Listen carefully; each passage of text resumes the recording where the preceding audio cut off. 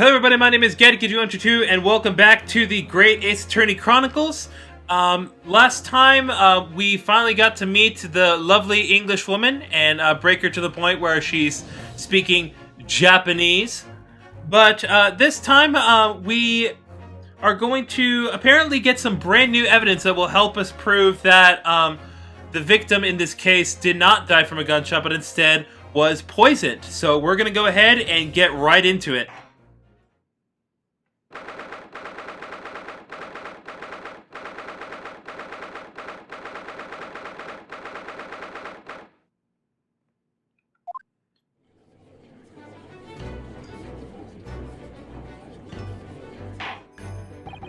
Well, I understand you are the judicial assistant to the defense, but why this sudden ingress into my courtroom?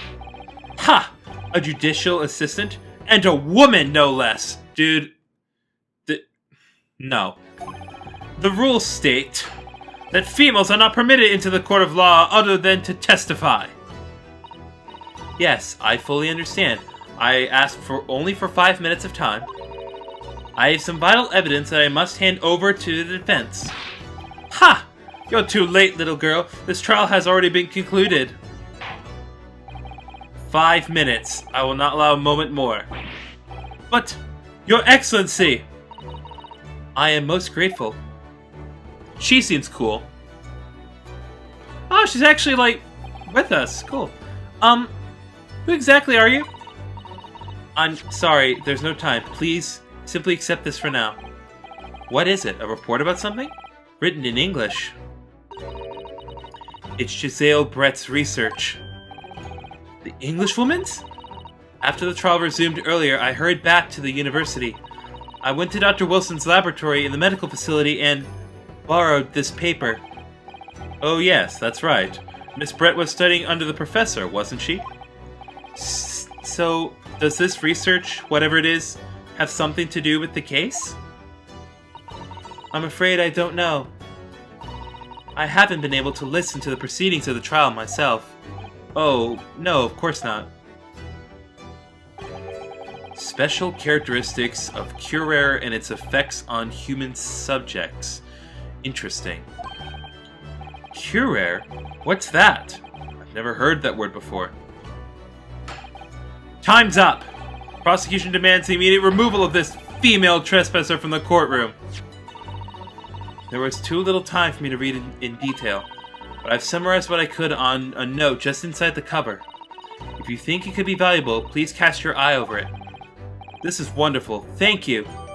Jesaille's report has been entered into the court record, so we'll probably have to examine this proper. Goodbye then, and good luck. She just teleport away like a ghost? You've had long enough, Counsel. We cannot detain our English guest any longer. I ask the prosecution and defense now one last time. Does either side have any further evidence to present to the court? I presume not, but... The prosecution has made its case convincingly enough already. Nothing more to add, Your Excellency. Ryunosuke, we're out of options here. This really is our very last chance. Yes, I know. Your Excellency, the defense does have new evidence. That look. That unyielding stare of a true Japanese warrior. Well, Miss Brett? Yes, Your Excellency? If you wouldn't mind, perhaps you could grace us with your presence a little longer. It's a delightful invitation, but I'm afraid... It's not so very long until tea time.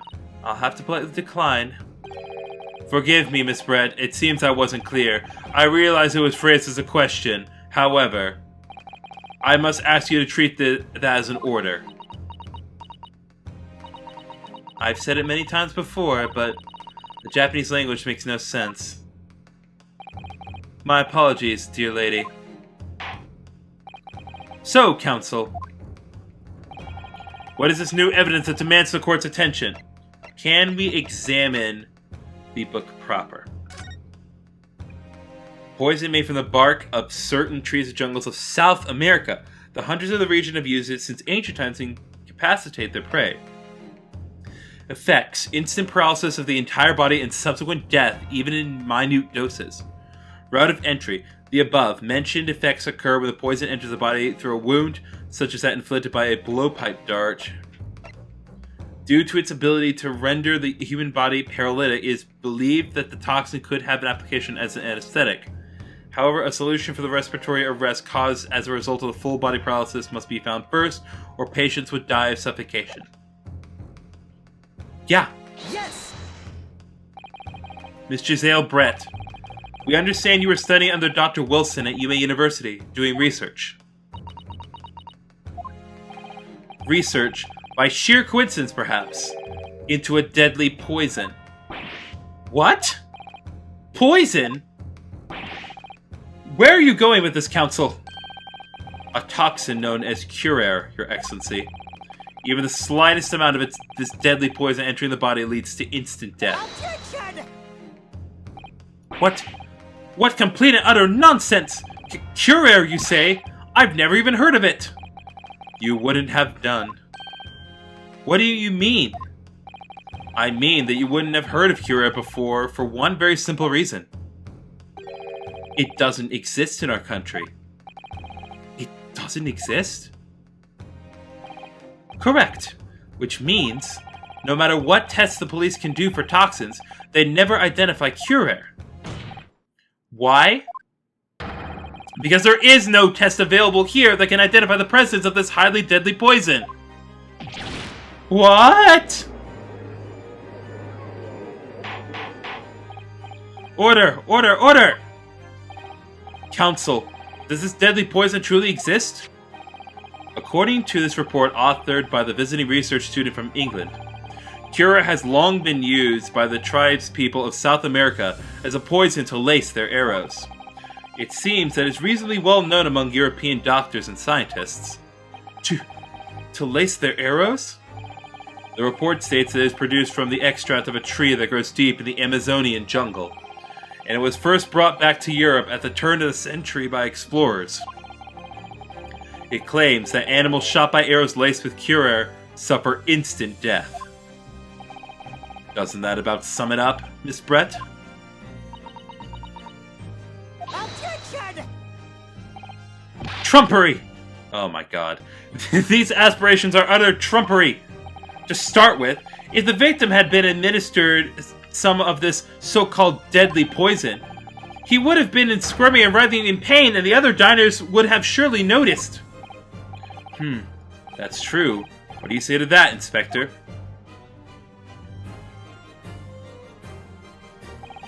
Obviously, I would have noticed a disturbance like that. I never remember anything like that either. I didn't notice the professor being in any kind of pain.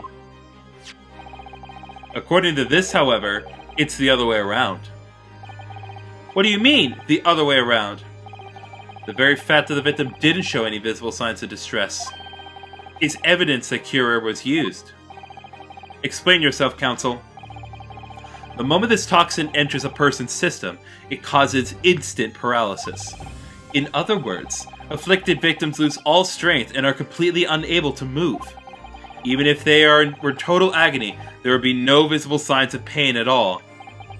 How terrible! Obviously, if a man lost all strength in his muscles, he'd collapse on the floor. But with a chair under him for support, as Dr. Wilson did, the effects could go largely unnoticed. But I don't follow, Kazuma. That's just paralysis. I thought the poison caused instant death. The full explanation is extremely unpleasant. The poison causes immediate paralysis, as I said, leaving the victim unable to move. But after a short time, the paralysis is so severe it causes the muscles that control respiration to fail. Respiration? In other words, the actual cause of death is suffocation. And all the while the victim is conscious and aware, just unable to move. That's hideous. To the observer, it would look almost like the victim was slipping peacefully into an endless sleep. But for the victim himself, his final moments would be a living hell. That is the true nature of this deadly Curare poison.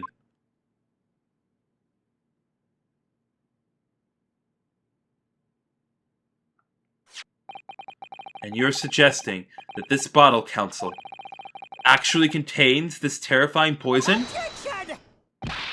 This is all very convenient, isn't it? A hitherto unknown poison for which there is no means of testing? What a happy tale for the defense. Ahem, if I may. All these facts. You think you're so clever, but it is you who must be taught. Of course. Dear lady!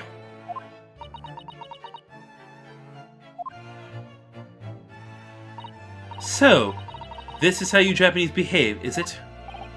What? You steal another's honest hard work and then announce the results as if you discovered them? I'm appalled. What a loathsome act. Well, Miss Brett, the feeling is mutual. Whatever do you mean? Capitalizing on the unfortunate circumstance of an innocent man to frame him for a heinous crime? That really is a loathsome act. Wouldn't you agree? Objection! Enough of this! I, for one, refuse to accept it. The idea of some poison that doesn't even exist in the great empire of Japan is breaking the rules. Breaking the rules! It's a crime! What's so funny? Oh, excuse me, Your Excellency. Yes, Miss Brett? May I borrow that bottle for a moment, please? Well, yes, I don't see, why not? She was not. Oh my god, she's actually gonna do it. She's gonna down that bottle? Don't get too big for your boots, you insignificant little island boys.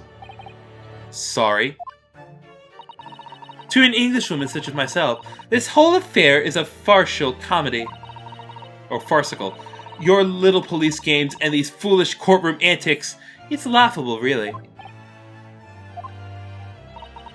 But I'm getting bored of it all now. It's time for the games to end. Cheers! You're really gonna do it? Wait, what are you doing?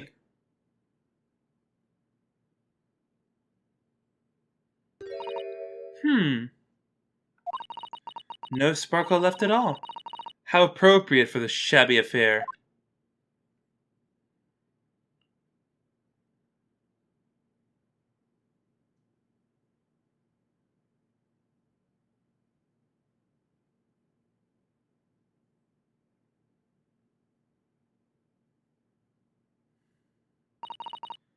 Goodness. Whatever is the matter? You look quite stunned. Poor choice of words. So, no cure. The bottle was clean, is that what you're saying? Ha ha ha! You look quite incredulous, little boy. But of course, that's the simple truth. Thank you for presenting the findings of my research so concisely here in this grand venue. Most kind. Ugh. Thank you, waiter. Now then, Your Excellency. Yes, Miss Brett? I should like to be excused now, please. I think I've given more than enough of my time for the furtherance of friendship between our countries. Yes, dear lady. We are most gratified with all the assistance you have given. This doesn't make sense. There had to have been poison in that bottle. So how? How did she swallow a whole glass and live to tell the tale? I don't understand it. Well, I suppose if nothing else, this little Far Eastern charade will make for interesting conversation at the next party I attend in London. There has to have been poison in that bottle, doesn't there?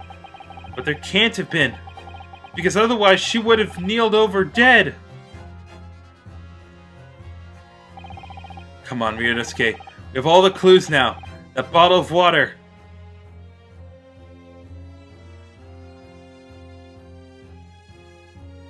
I'm honestly not sure. I mean, it either does contain poison or it contains no poison. I think it does contain poison. It would make sense, like, if she had a cure for it.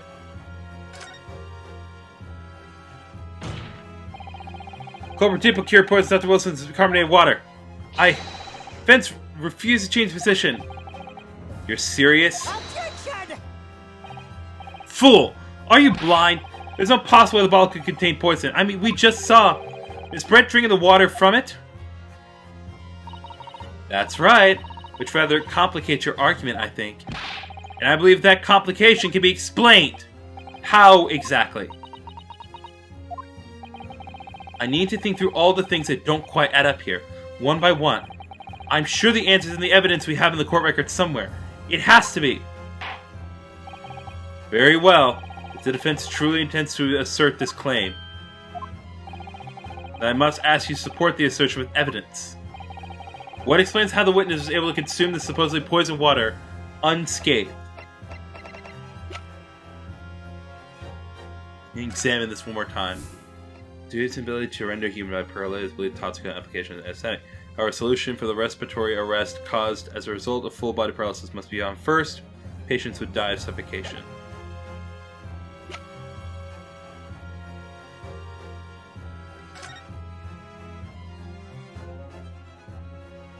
Just gonna be sure I examine each and everything.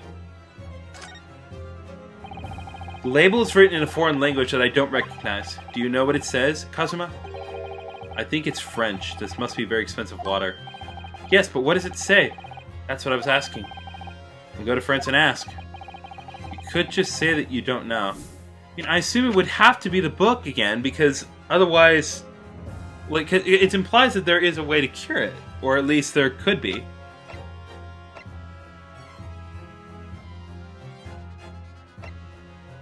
If it's not, then it'd have to be the photograph of the handbag. Yes!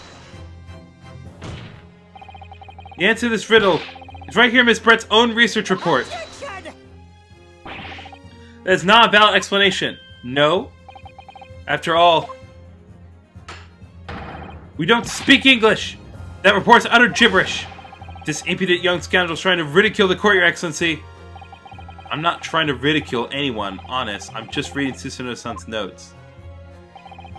I concur. This report is too extensive to be considered in entirety, but it's entirety by the court. You will direct us to the pertinent section, counsel. Which section of the report reveals the alleged answer to the riddle? I would think the practical applications. It's written right here under practical applications, I think. Oh, really? Go on. Well, think about it. You want to know how the poison can be drunk without a taste taking effect. That's a practical application of the poison used as a drink, maybe? Objection! You'll have to do better than that. Okay, so it's not practical application.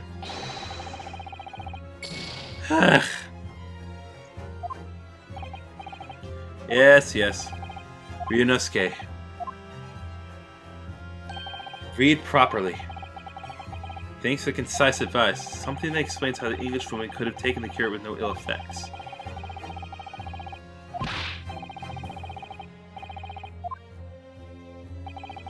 Okay. Hold on. I want to check to see if there's like any other... Yeah, no. So it's...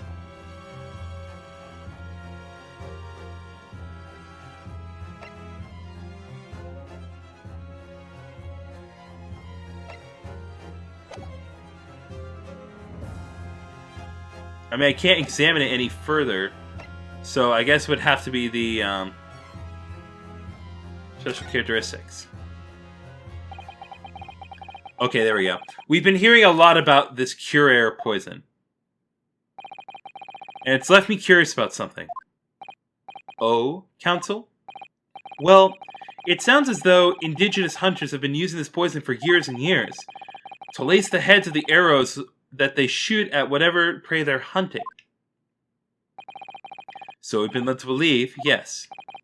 And the point of hunting is to catch prey to eat. Get to the point, please. But if they were used these laced arrows, Doesn't that mean there would be traces of poison left in the prey the hunters were going to eat? Yes, good point. So surely the hunters wouldn't want to eat their prey, would they? Because then they'd be eating poison. Good gracious, Council! No, that would be madness! But I actually found the answer to that conundrum in this research paper here. Under special characteristics, it says this. The poison starts to work after entering the body through a wound. Through a wound, you say? I see, that makes sense. Yes, the mention of that particular detail seemed a little strange to me, though. But it all makes sense when you interpret what's written like this. When Curie enters the body through an open wound, it has terrifying poisonous effects. However, when it enters the body via the mouth, it has no poisonous effects whatsoever. What? Miss Brett, you authored this research. You know Curie's special characteristics. And you knew that you could make a spectacle of drinking that water without any danger to yourself. You meddling little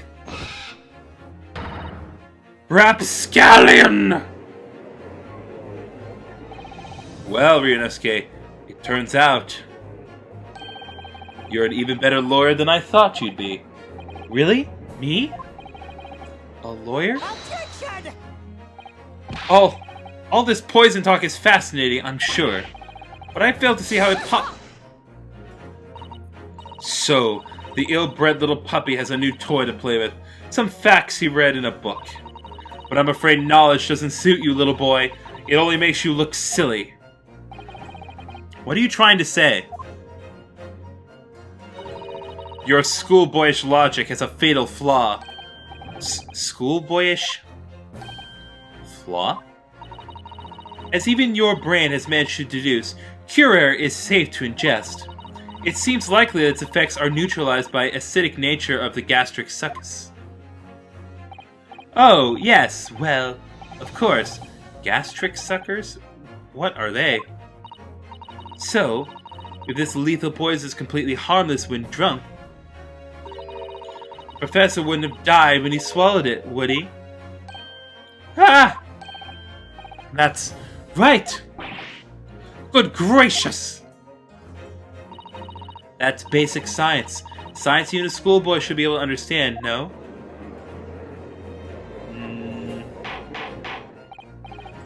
I think I know the problem here, though. Order in the court! Order! The logic holds. If the lady and the professor drank the same poison, they would be affected in the same way. Are you trying to suggest... Yes! This Curie poison is completely irrelevant to the case on trial. That's right. Surely even a little cockroach like you could understand something as simple as that.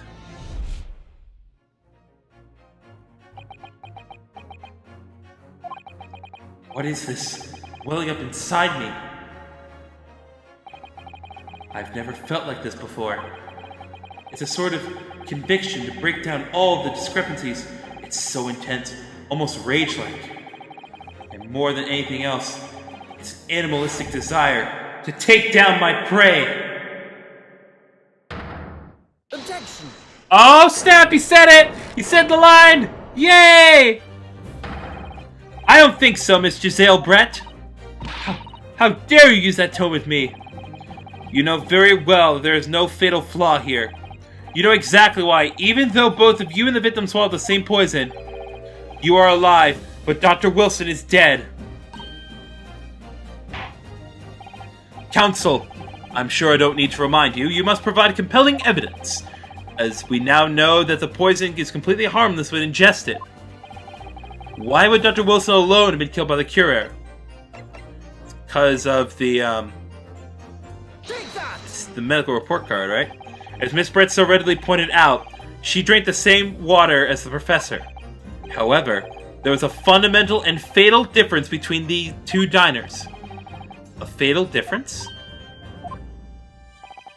The toxic effect of Curer are only felt when the poison enters the body through an open wound. So, for a healthy person with no injuries, drinking it is completely harmless. But What if there was a wound inside the mouth of the person drinking the poison water? Inside? Yes, but the wound you might have if you had just been to the dentist and had a tooth extracted, for example. Miss Brett, you've acknowledged many times in your testimony already that you were well aware of Dr. Wilson's dental appointment that day. So that's it. You use that knowledge to orchestrate this.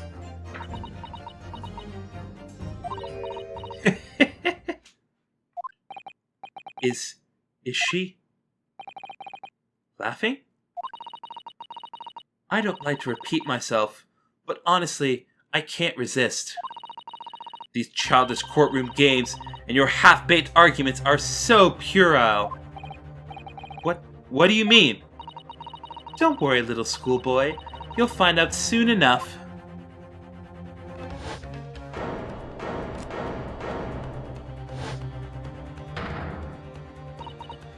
You see, when you leave vital evidence lying around, you never know what might happen to it. No! I mean, it could just slip.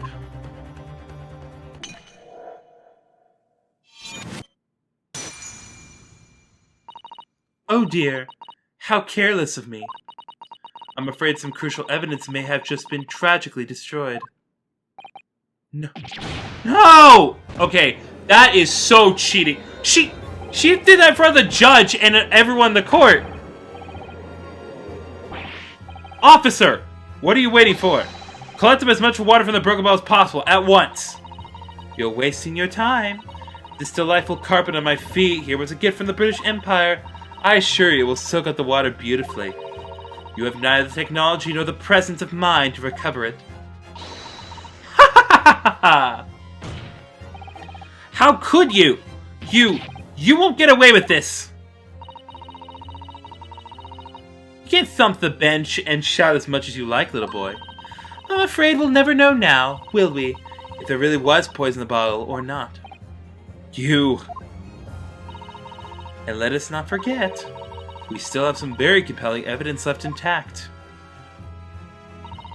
Isn't that right, counsel for the prosecution? Oh, of course. Referring to this photographic print, I presume, dear lady. That's right. And really, looking at this photograph, it's clear as day, isn't it? The poor professor was sitting with his back to me. So, of course, the only person who could have shot him from the front is a little schoolboy. No! You killed the victim that day, using cure air. And then, in order to frame Ryunosuke Naruhodo for the crime,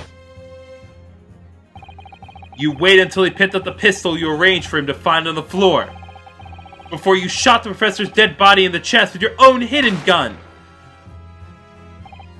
Then, in the confusion that followed, all you had to do was turn the dead professor and his chair around. You see, you had every opportunity to commit this crime.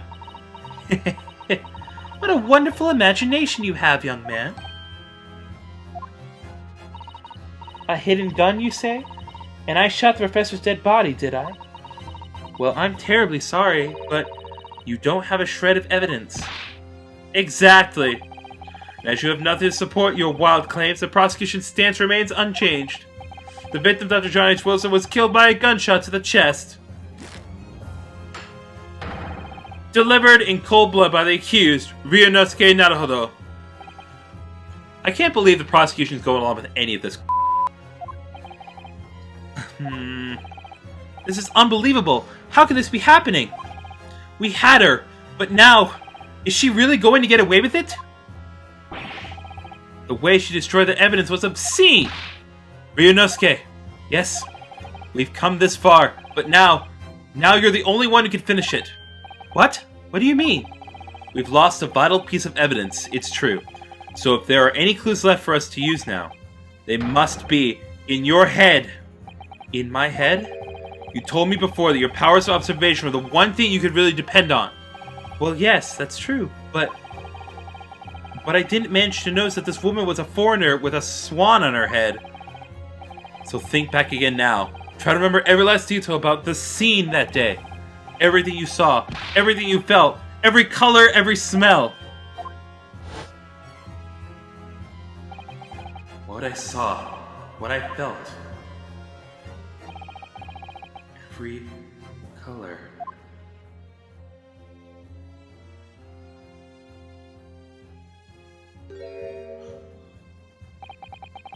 Is Cosmo right? Somewhere in the vibrant memory of this same scene in my head. Could there be another clue to expose the identity of Dr. Wilson's killer? Yes. Actually, Cosmo, I think I might have something. Thinking back over everything I saw, I think I might have uncovered another clue. Haha, you always have something up your sleeve, don't you, Ryunosuke?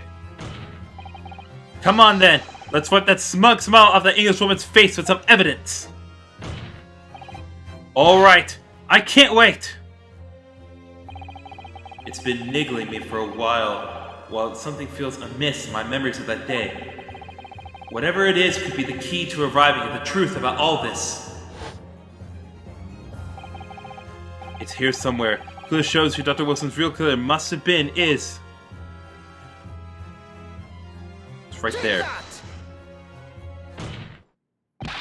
Inspector Hosonaga, answer me this! Yes? What is it? Ugh. He's still miles away, probably thinking about that bottle being smashed. As you've said a number of times now, you strive for your perfection in your investigations, don't you? Absolutely.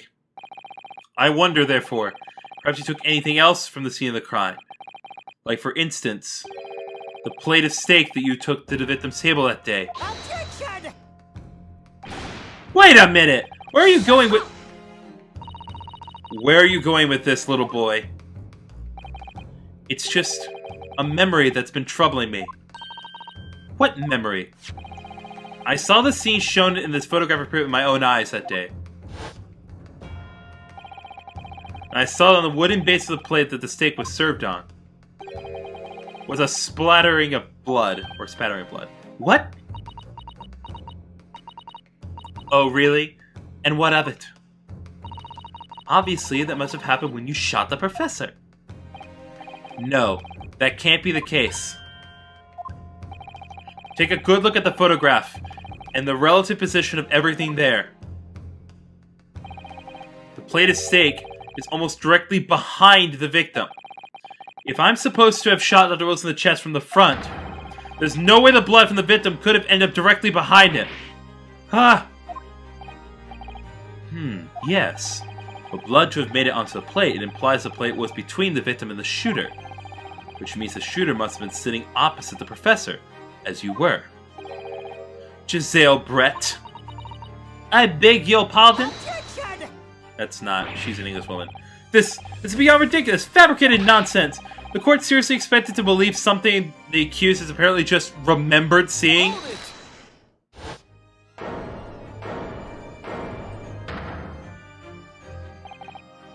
This could be the moment that my entire career in the police force has been leading to. Inspector, you mean? Yes, I took the plate. In the interest of preserving evidence from the scene of the crime. I took it, meat and all, and I don't care if they call me a crime scene thief because of that. You did what? I took the steak that you had been eating, Miss Brett. I took the steak that the sergeant had been eating. And I did it all in the name of justice. I like him. Then we can find out for sure whether or not there's a blood stain on Miss Brett's plate. We must examine it now.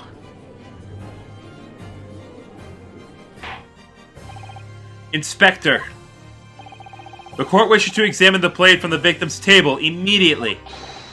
Yes, sir.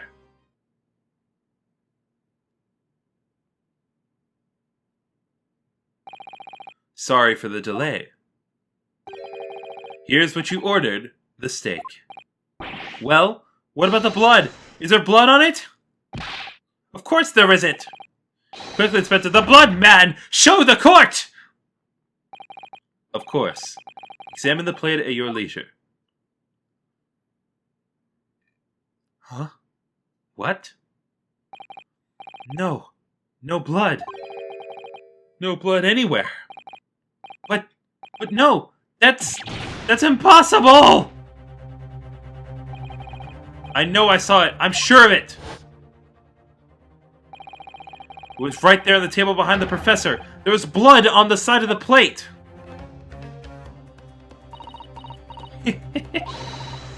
What an unbecoming expression, little boy. You see, this is why I always say you can't trust what the Japanese tell you. Ah! Couldn't agree more. In the case of this disgrace to the Empire, I believe we may finally have reached a conclusion in this trial. Let's hope so. This let's pretend attempt at courtroom proceedings is painful to watch. But I do promise to do my best to forget all about it when it's over. Ha! This sorry-looking steak reveals the facts all too clearly. If the sorry-looking accused wishes to examine again, be my guest. The plate of steak has been entered into the court record. Delicious. Was the plate I saw, or thought I saw, just a figment of my imagination? This is it now. I've lost. Ryunosuke, it's not over yet. Not until the final gavel. Never stop believing in yourself. Keep looking forward, no matter what. Believe in myself? Really? Maybe I should at least examine the evidence for myself. As the evidence requested by the defense has not been shown to be problematic in any way, I presume any further examination of evidence in this trial will be unnecessary. Does the defense have any objection? That bloodstain was going to clinch the trial for me. Can this plate of steak reveal any other clues at all? Has to be another clue. Your Excellency, please wait. This plate of beef is hiding another clue. Another clue that will reveal the shocking truth. The only thing that's shocking here is your unhealthy fascination with beefsteak. Your Excellency, I think I've made myself clear, haven't I? I will not be able to turn a blind eye to any more unnecessary procrastination in this trial. I'm sorry, Miss Brett, but we must ensure a thorough examination of the evidence. I will not give a ruling until I'm completely satisfied that all reasonable doubt has been dispelled. I see. As a newly affirmed ally of my country, that's still your position, is it? Thank you, Your Excellency. Counsel for the defense, you will now clearly show the court to what you are alluding. Where precisely on the plate of beefsteak is the new clue to be found?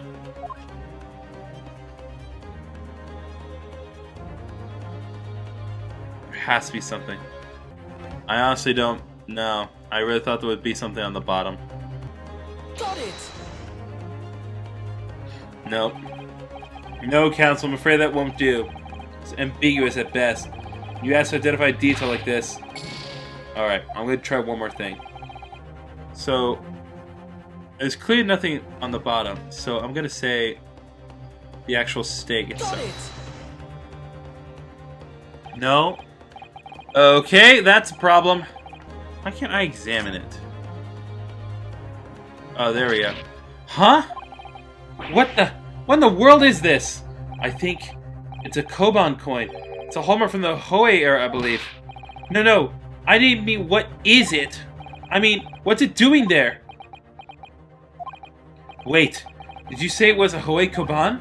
Yes, and apart from the meat juices, it looks to be in good condition. I imagine it's very valuable. This is the first time today there's been talk of a Hoei Koban. I've heard of pearls before swine, but I've never heard of a buoy and a bullion. I don't think you ever will again. This is extraordinary, though. This means...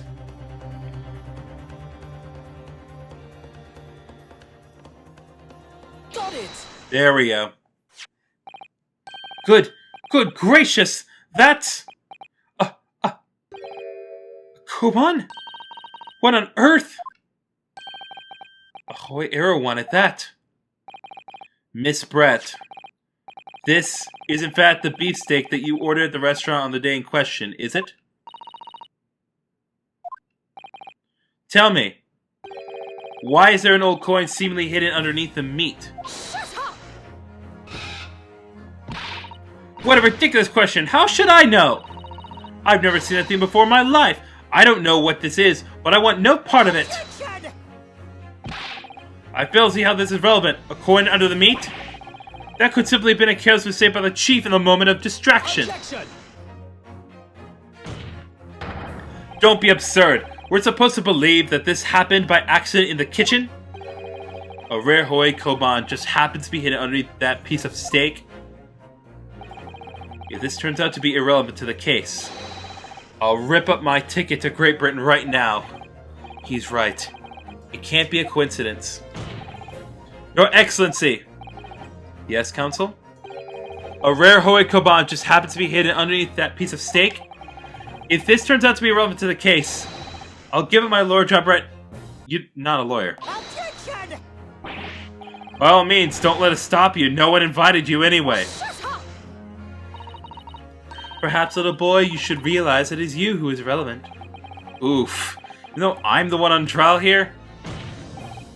The point is, it's essential that we ask the owner of this coin if he can explain what it's doing under that steak. The owner? Yes, it's obvious there's only one person it can belong to. The other Koban that was found underneath the beefsteak is... It was, Korakuda, right? Take that. Obviously, it can only be the Antiquio, the owner of Rasute, Kurio Korakuta-san. Curie? As in Mr. Cucumber something? Honestly, these ridiculous Japanese names are quite unfathomable. Ah, yes. The old man who testified earlier alongside the military sergeant, correct? Yes, Your Excellency. I remember him saying that he was up to something with this Koban coin when it happened. At exactly the moment the gun was fired. The gunshot interested me not. I was far too busy on the floor. Too busy on the floor? Sorry, what were you doing? Hunting for treasure. Indeed! The Hoi Koban! My prize coin! Then this Hoi Koban... Do you mean to tell me... Objection. No, please! Why would Korakuda-san's Koban be sandwiched between the victim's beefsteak and its plate? It makes no sense! Which is why I'm asking to bring Korakuda-san back to the witness stand, so we can ask him. Officer, bring both witnesses that testified earlier back in here, without a moment's delay.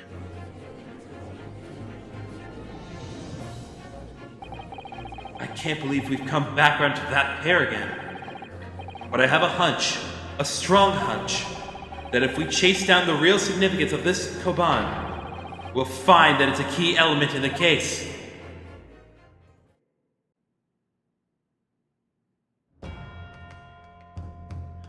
Wow, I mean, how wide is that stand?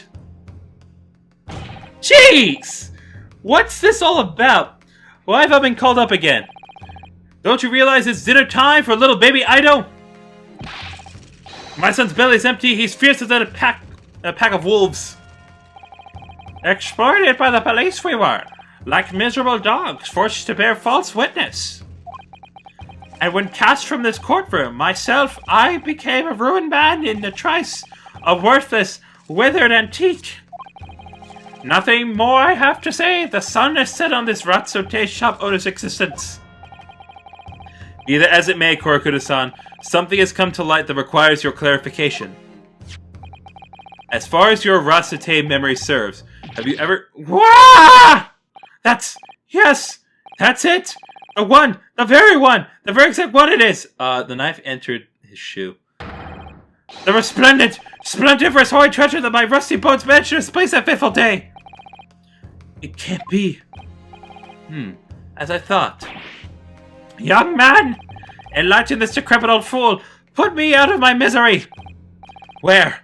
Where was my treasure? Where was it dropped? Oh, I'm not sure if it was dropped anywhere. We found your coin sandwiched between a beefsteak and its plate, soaking in the seasoned meat juices. Sandwiched? Soaking? Seriously? Clearly, it couldn't have fallen there by accident. Which means somebody must have hidden it there on purpose. Somebody concealed my holy treasure between a slab of meat and a metal plate? Who would do such a thing? Such an unconsiderable thing!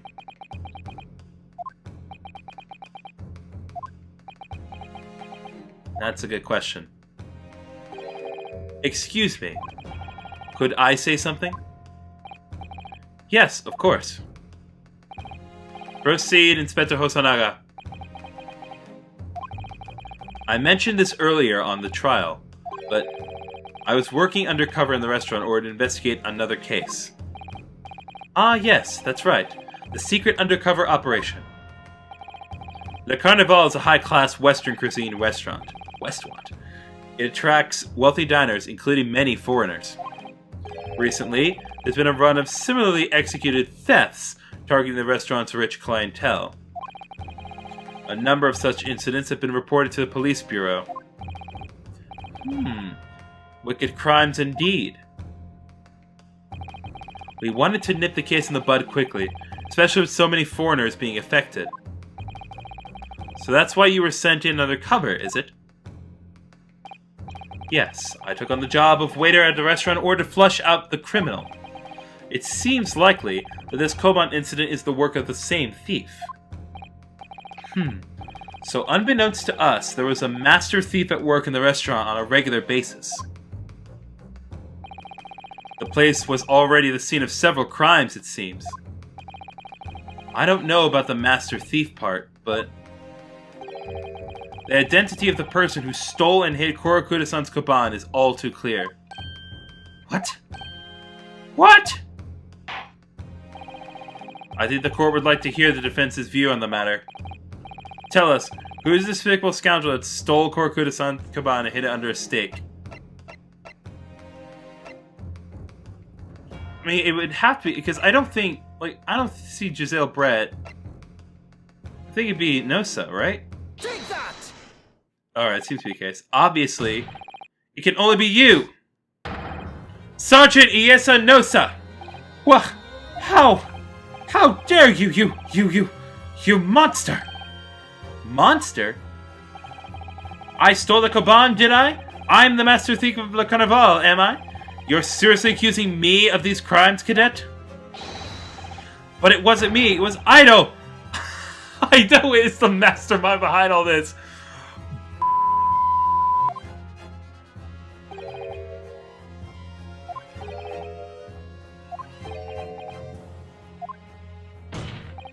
You would push the blame for your crimes onto your own son, an innocent little baby? It's you who's the monster, Sergeant Nosa. What is this case?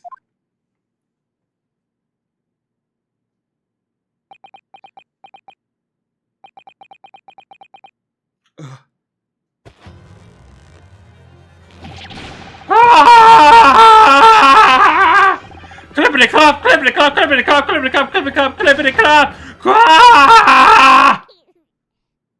Was that his spine? Okay, not the breakdown. What? Nippon Imperial Army Sergeant Jesaille, preparing to stand down the Supreme Court, sir. Not the breakdown I was expecting, but okay.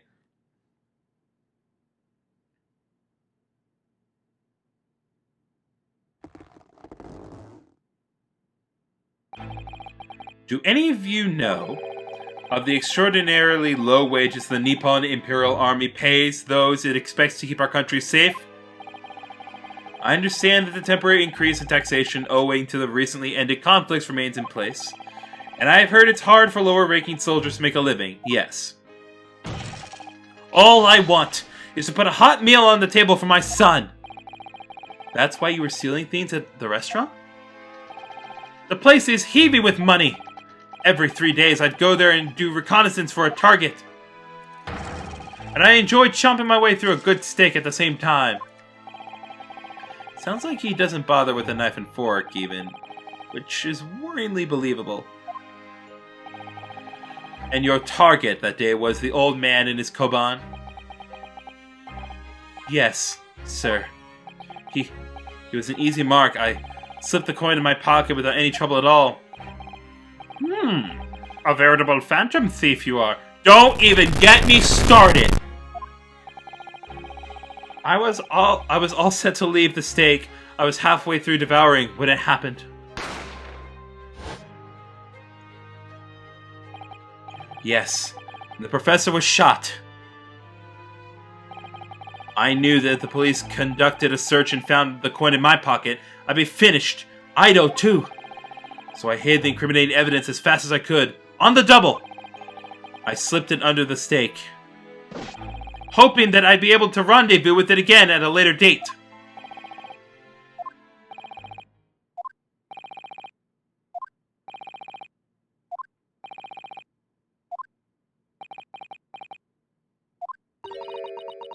This is ridiculous. Perhaps you could carry on with this absurd prattling in your own time? Well, Miss Brett. Oh, of course, dear lady, of course! How rude of us! I'm quite sure there's no need to detain you any longer at all. May the esteemed gentlewoman please be excused, Your Excellency! Indeed. The theft of the Cobalt was clearly perpetrated by this baby-saddled sergeant. It would certainly appear to be unrelated to Dr. Wilson's murder. Of course it is. Hiding a coin under a lump of meat? The sheer nonsense of such an idea astounds me. Nonsense, is it? Well, oof. And as for picking up your steak and biting into it without a knife and fork, it's beyond nonsense. It's pure madness. Very well. Now that all questions concerning this witness's testimony have been answered, I see no further justification for detaining her. Miss Brett, you're free to leave. Thank you, Your Excellency. Good luck, everyone. And good day.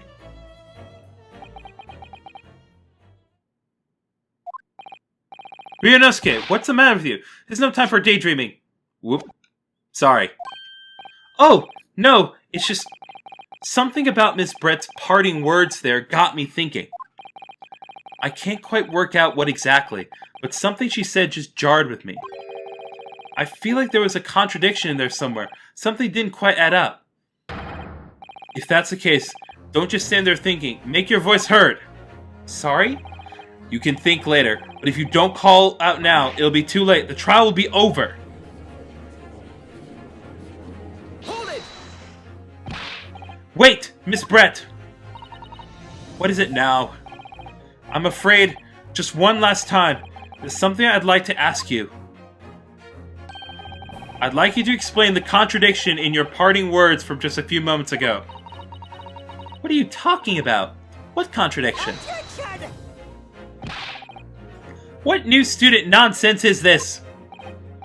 Well, what parting words are you talking about, Ryunosuke? Hiding a coin under a lump of meat? The sheer nonsense of such an idea astounds me. As for picking up your steak and biting into it without using a knife and fork, it's beyond nonsense. It's pure madness.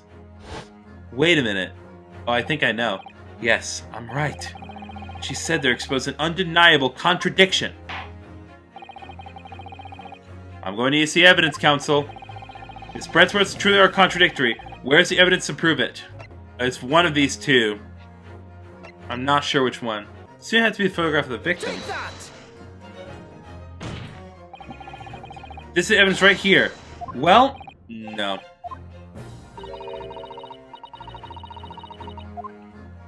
No, that's not it. Okay. Ah! You really need to learn some more gentlemanly habits. Okay, got it. I don't know, and if I do, I have to start all this over.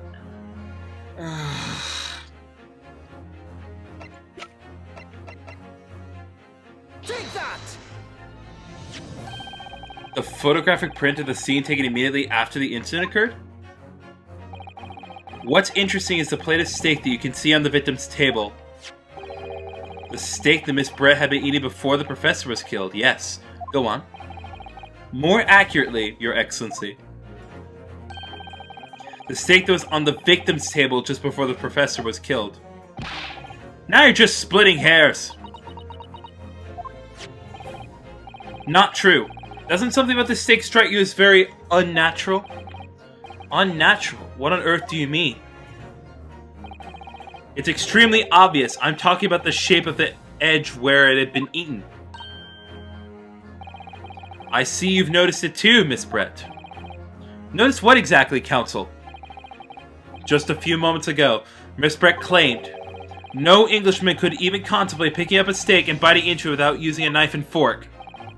Of course she did! She's a refined English gentlewoman herself! Then take a good look at this steak, in particular, the edge where it had been eaten. As you can see, there are clearly defined barbaric teeth marks there. Oh! Ah! Looks like Miss Brett has realized something. So, if the witness, as she claims, wouldn't contemplate eating anything without using a knife and fork, there shouldn't be teeth marks in the steak at all. Objection! But what is your actual point? Perhaps the delightful Miss Brett was ravenously hungry. Oh, whatever you say, dear lady. As I said, I really must be leaving now. Afternoon tea with the Minister of Justice cannot possibly wait any longer. Ah, of course, of course. This will all be over in the blink of an eye. Rest assured, I'm about to put this rookie in his place. Just leave everything... I've heard enough. You irritating little spectacled samurai relic. Of course. Here, lady! What's the matter, Miss Brett? Have we ruffled your feathers? Clearly, the witness knows what this means. She's realized the catastrophic implications these teeth marks in the steak have for her. Ryunosuke, do you know where you're going with this? Yes. Now at last, it's all come together. The mysterious teeth marks in a steak that had allegedly been eaten with cutlery. The reason why the bloodstain I know I saw somehow seemed to have disappeared. And most importantly, the evidence that proves once and for all who shot Dr. Wilson that day. I accept that these teeth marks in the steak are a little unnatural, as you put it, Counsel. But what exactly are you suggesting that tells us? Everything, Your Excellency. Everything? Yes, I believe that these barbaric teeth marks in the steak here amount to conclusive evidence in this case. Evidence that will prove beyond any doubt who shot Dr. Wilson. Conclusive evidence? How many times have I heard that today? You wouldn't know the meaning of the phrase, typical Japanese empty threats. How can you be so sure? Oh, it's quite simple. If you really had such conclusive evidence, you would have presented it to the court long ago. Actually, the evidence I'm talking about hasn't been brought before the court yet. Hasn't been... what? But just because it hasn't been shown yet, doesn't mean that the evidence does not exist. Objection! This is absurd! This trial has run several hours already. And you say there's evidence yet to be brought forward? There can't be! I don't believe you have it! Objection! I don't, but there is someone who does have it, someone in this very courtroom. If that person is willing to submit the piece of evidence I'm referring to, it will solve every remaining mystery about this case. Very well. I have a feeling this will be my last request to the defense in this trial. Who possesses conclusive evidence that will reveal the truth about this whole affair? I think Hosonaga has the other stake. Take that! Answer is obvious. It's Inspector Hosonaga. What? I have it? Yes. You think I've been withholding conclusive evidence? That's ridiculous. No, I'm not saying that. Everyone's attention has been focused on this steak with the teeth marks. Yes. Now, earlier this afternoon, Sergeant Nosa told the court the following. I'd enjoyed chomping my way through a good steak. As well as admitting to stealing Korakuda-san's coin, he told us that he slipped it under the steak. You watch it, cadet. I'm a superior officer. Sergeant Nosa, could you please confirm something for me? Was the steak that you put the coin under, in fact, your own steak? Attention! Affirmative, of course. I might be a soldier in the Imperial Nippon Army, but still. I'm not brave enough to ask a foreign gentlelady if she'd mind me manhandling her meal to hide something in it. In other words, the steak that the detective submitted as evidence earlier was in fact Sergeant Nosa's meal. Objection! What? That makes no sense. The plate was taken from the victim's table. Objection. Yet the gentlewoman doesn't take bites out of her steak, nor does she have any opportunity to steal the coin. Of course I didn't steal it. To even suggest such a thing would be an affront to the entire British Empire. Well then, how do you explain this paradox? Exactly. Sure you're not going to suggest. The sergeant switched the two steaks over.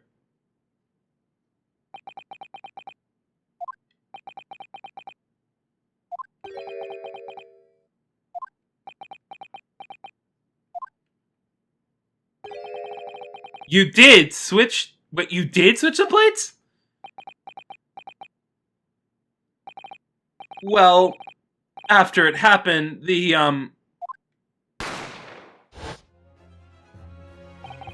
When I saw the civilian had been murdered right in front of my eyes like that, I panicked. As I said, I immediately lifted my steak and hid the coin underneath it. But then, when the waiver announced it was undercover policeman, I thought I had it.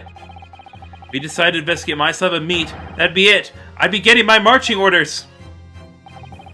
So when the cadet here was arrested and taken out to the kitchen, I seized my chance.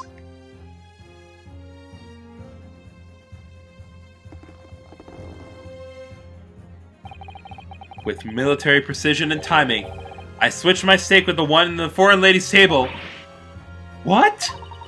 You can't have! I never saw you do such a thing! It was called Operation Lightning Bolt. There was no time for strategic planning. It was do or die, I tell you, so yes! I did what had to be done! Unbelievable! However, fear not, Prosecutor-san. What now? I swear on the brass buttons of my uniform. That is all I did, sir. All you did? That's plenty, Sergeant! Yes!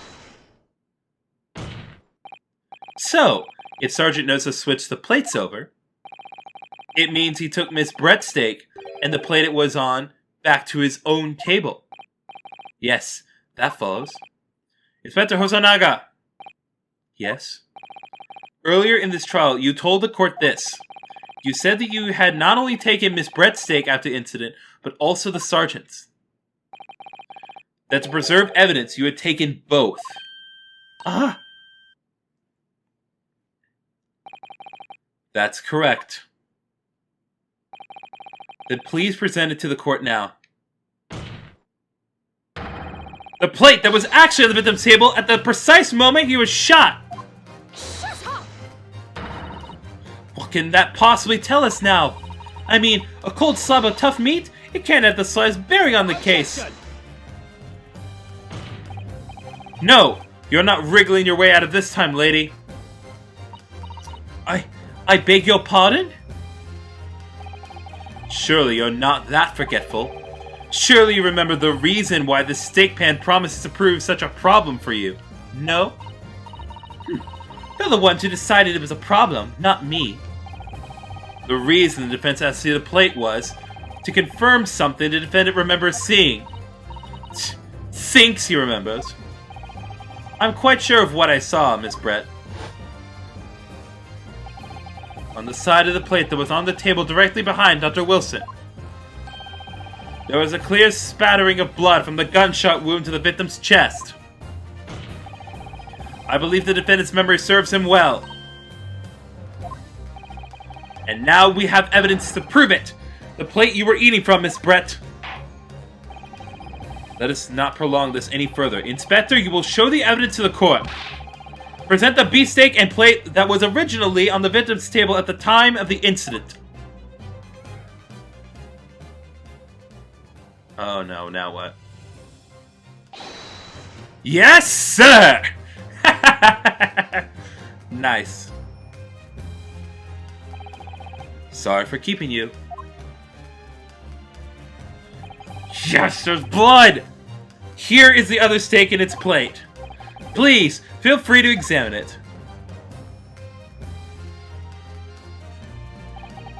The blood stain.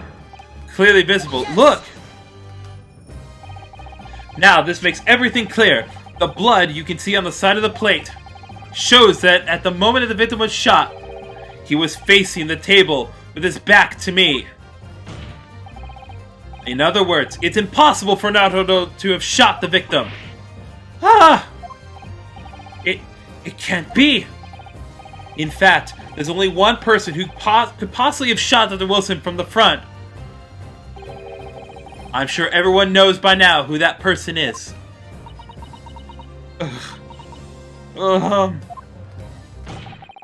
That's right. Miss Jesaille Brett. It's you!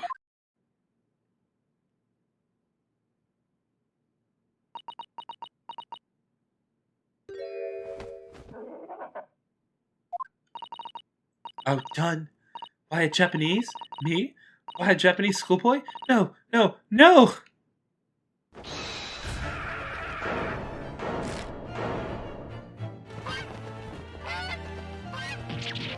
Ah!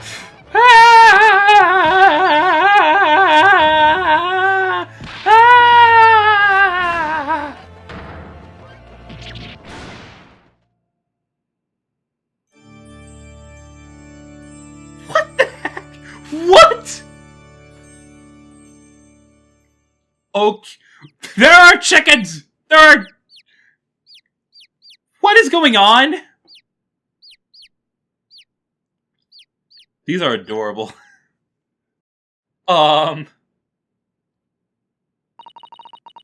Please excuse my little outburst. I briefly lost my composure. No! Most unbecoming behavior for an English gentlewoman. Forgive me. Well, Miss Brett? I think it's time you told the court what actually happened that day. The truth, this time. Gladly, Your Excellency.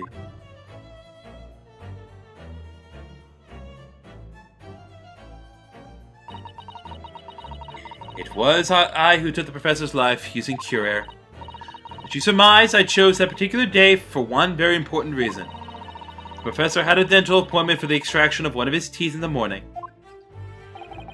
So you planned to kill the professor, knowing that no trace of poison will be found in his water. Because cure air is unheard of here in Japan. Yes, of course, I never intended to remain at the restaurant for as long as I did.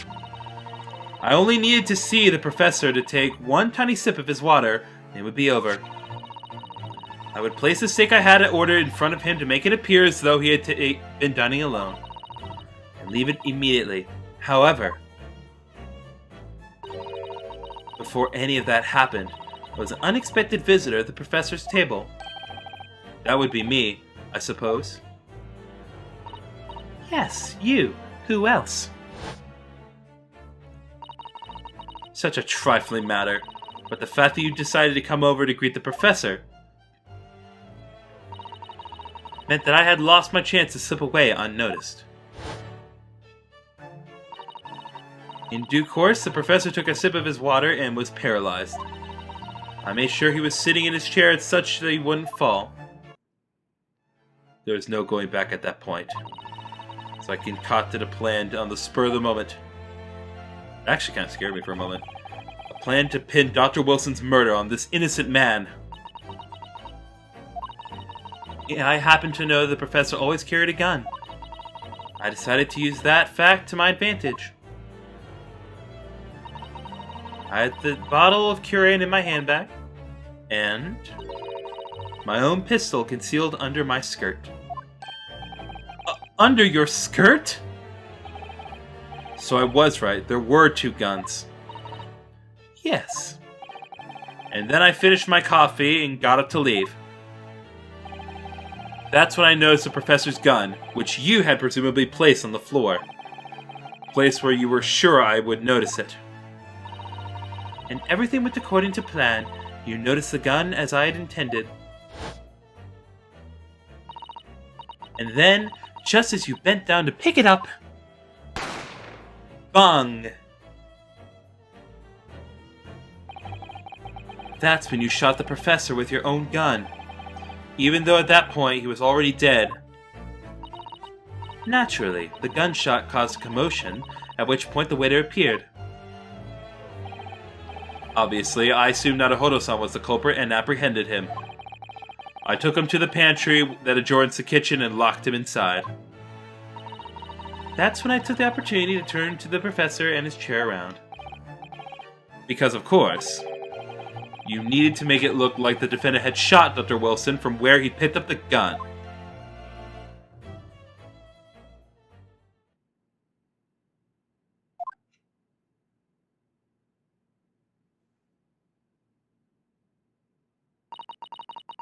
So there you have it. That is the entirety of my misdemeanor.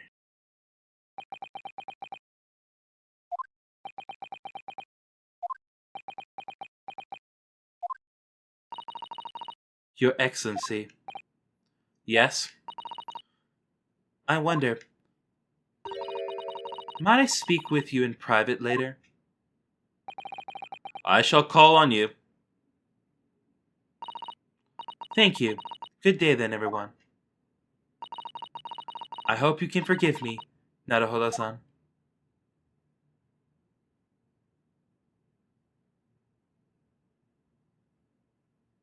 Okay, why do people fade out like ghosts? At least do like a little disappearing effect or something. It would seem this trial has finally run its course. I presume the prosecution is in agreement? This can't be. Tatsukuchi Aochi does not lose! Not to the likes of this rookie student! You'd better start getting used to tough opposition. Ah! Ryunosuke Naruhodo! What? Yes? This insult to the Aochi family name will never be forgotten. You've become conceited with age, Counsel, but the old have to stand aside and make way for the new. It's the way of the world. May you never forget that.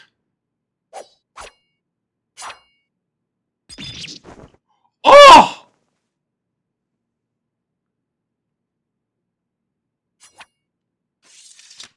That was cool.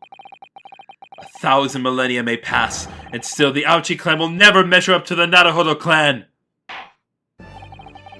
This trial in the Supreme Court of Japan will, I believe, go down in history as the start of a new chapter in our country's judicial system. Despite being summoned as the accused, you, Ryunosuke Naruhodo, presented an excellent case. I thank you, Your Excellency. The use of evidence and deduction to unravel the truth is a modern mythology. After all, it has only been a few short decades since our country opened its doors to the wider world. But the Western ideas of science are rapidly gaining acceptance here. I feel sure that science will soon bring new methods of investigation and new procedures of justice. A new future of law waits, but what it will look like I cannot begin to imagine. I can't. That is for the young to pursue. Kazuma Asogi. Yes? After this trial, you are set to embark on a journey of discovery to the illustrious British Empire. Learn all you can, absorb everything of the wider world that you are able to. And do not forget to fulfill the mission imposed upon you. I understand, Your Excellency. What was that about? Why do you look so grave all of a sudden? Ah, never mind. As for you, Ryunosuke Naruhodo. Oh, yes? In you, I sense, how can I put it, unusual potential. I very much look forward to seeing how you carry that onwards. Thank you, Your Excellency!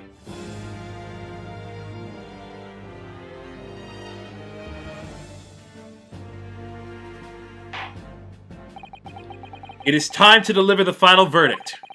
I hereby find the defendant, Ryunosuke Naruhodo, not guilty!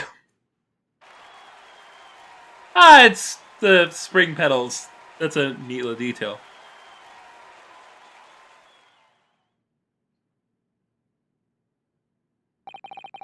This court is now adjourned.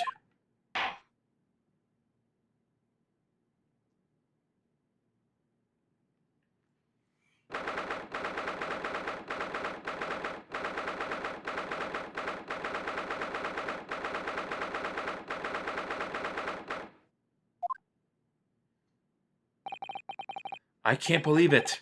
I can't believe what's happened. I made it! I defended myself and made it through that horrendous trial! Ryunosuke, you finally pulled it off. Congratulations! Well, I couldn't have done it without you. Thank you, Kazuma. Ha ha ha ha ha! No, it was a pleasure to watch you at work. So, you owe me an extra large sukiyaki from the place on Yume University Street. Don't forget! Good afternoon. All your hard work has certainly paid off. Congratulations to both of you for proving Naruhodo-san's innocence.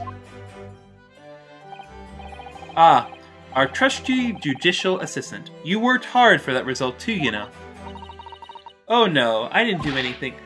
Thank you so much! If we hadn't had that research report on Miss Brett's, I don't know how things would have turned out. Your kind words should really be for my father. I was simply doing what he asked. It was his idea for me to go to university and investigate. Your father? Ah, yes, of course. Forgive me for intruding on court proceedings, Your Excellency. Susato Mikotoba, Judicial Assistant to the Defense. Speaking of Mikotoba... Ah! There you are. I believe congratulations are in order. Naruhodo, you did an excellent job. Thank you, Professor. Oh no, it is I who should be thanking you, after all. Your efforts exposed the true criminal that took the life of my good friend. Good friend? Oh yes, you mentioned that before. It was you who actually invited Dr. Wilson to Yume University, wasn't it? Yes, that's right. Professor Mikotoba studied overseas himself. He went to study forensic medicine in Great Britain. Presumably, that's when you met Dr. Wilson? Exactly. In those days, we worked together in the same hospital. Oh, you worked together? I've never heard you mention that before. Well, it was a long time ago now. Besides. It's your turn, Asugi. Great Britain is a magnificent country. It leads the world. In science, medicine, engineering, culture, and of course, in law. Watch and learn, my boy. See what's happening in the world's largest melting pot. I will. I'll learn all that I can. I swear on this, the spirit of the Asugi clan. You're not taking that sword to Great Britain, are you? Of course I am. A Japanese man's katana is his soul. This blade shows me where I need to go. It cuts down anything that's in my way.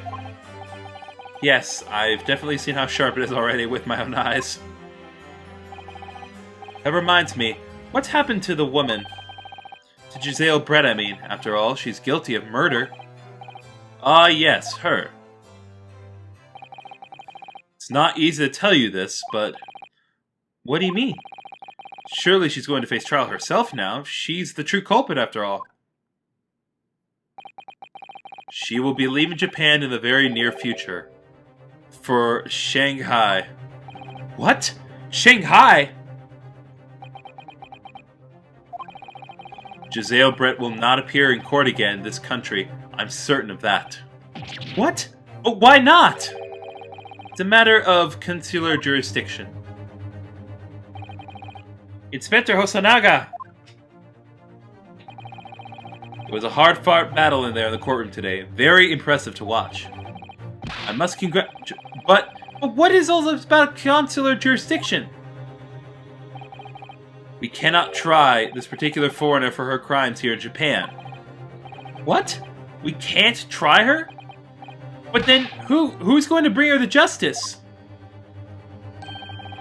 A British consular court will hear her case, somewhere far away where our voices can't be heard. But why a consular court? Professor, I simply don't understand. I thought consular courts were a thing of the past now that we've signed the friendship treaty. Yes, in normal circumstances, you're right. Then, so long as it's not a serious incident of a highly political nature to our respective governments, they can't invoke a consular court just like that. Oh, can't they? Yes, she's a student, but it doesn't justify our governments making secret agreements about her fate, does it? Something strange is going on. So Miss Brett can't be held accountable for her actions here in Japan? I'm afraid that for the young student. Today's trial was nothing more than a game all along. There was never any danger of comeuppance for her. I don't believe it. The British government's Foreign Affairs Ministry has demanded that we hand over custody of Miss Brett. They're obviously taking this case of foreign student committing murder very seriously. But it's all going to change from now on. We can make it change. This is a time of great turmoil. This new era heralded by the start of the 20th century. One day, I have no doubt, that woman will receive the judgment she deserves. Yes, change is coming, and we're the ones driving it.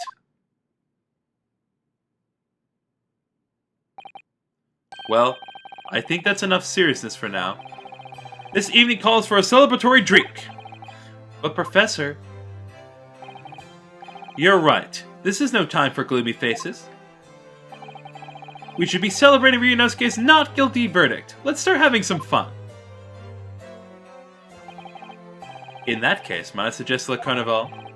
As a head waiter, I should be delighted to provide you with ample food and drink. You're Detective Hosonaga-san, aren't you? Let's not worry about details for now. To Le Carnival! Will you accompany us, Professor? Of course! Le Carnival's food is second to none. I shall go and attend to the paperwork for Naruto-san's release. Oh, yes, thank you.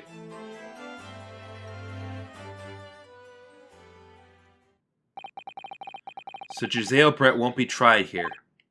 I suppose it means I'll never know. I'll never find out why she killed Dr. Wilson.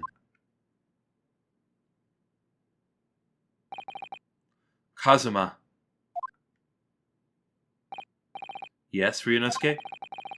I just wanted to say thanks again, that's all. You really saved my skin today. I didn't do a thing! You were the lawyer in there, weren't you? That defense was all your own work. Your skills made the difference, though. One day, I bet you'll be the best lawyer in the world. I'm not sure about that. I misread that. To be honest, something kept occurring to me over and over again during that trial. I couldn't help thinking that maybe you're the one destined to become a great lawyer, not me. What? Come on, be serious! If I helped you today, it was only right at the very start of the trial. But you have a natural talent for it. For being a defense lawyer, I mean. Oh, no, not me. All of that tense verbal combat, I never want to go through that ever again. I did what you told me to do, that's all. Because I knew I could trust you. That's the point. Sorry? What do you mean, that's the point? Listen, Ryunosuke. Do you know what the most crucial weapon is that any lawyer needs in order to win? Knowledge of the law? No. The ability to believe. To believe? To believe what? A defense lawyer has to fight for his clients. He has to believe in them at all times. Like you believed in me when I said I didn't do it. I'm human, just like you. I don't have some superhuman ability to know the truth. But you have to make a choice about what to believe in and stick to it when you're defending someone. Sometimes in the courtroom, you can really be backed into a corner. But being able to remain faithful to what you choose to believe in, even then, well, that's not something anyone can do. It takes a special kind of person. Believing in your client. Just look at today's trial. I'm a student lawyer with precious little real experience, but you never stopped believing in me. Well, You faced seemingly hopeless situations time and again, but you never stopped looking for the truth. And in the end, you found it through your own efforts, and because you never stopped believing in me. Thanks, Kazuma.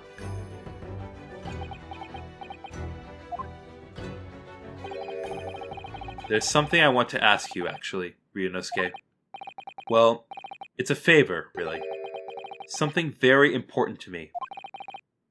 It sounds serious. What is... Ah! You're still here, aren't you? Now I want to hear him propose! Oh, Tsuruta Hosonaga! I've arranged some rickshaws for us. Let's go! Thank you. We'll be right there.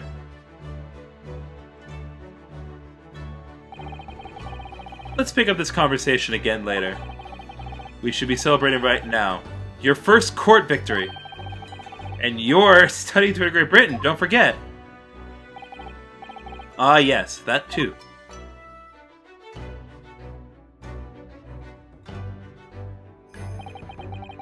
So my very first trial came to an end. Kazuma. Professor Mikotoba. Susato-san, who acted as my assistant. It's Better Hosonaga, who didn't really play much of a part, but still. Oh, come on! It was because of the help and support of all these people that I managed to get through that trial. But more importantly, Kazuma hadn't yet mentioned to ask his favor of me. Little did I realize just how much it would change my life.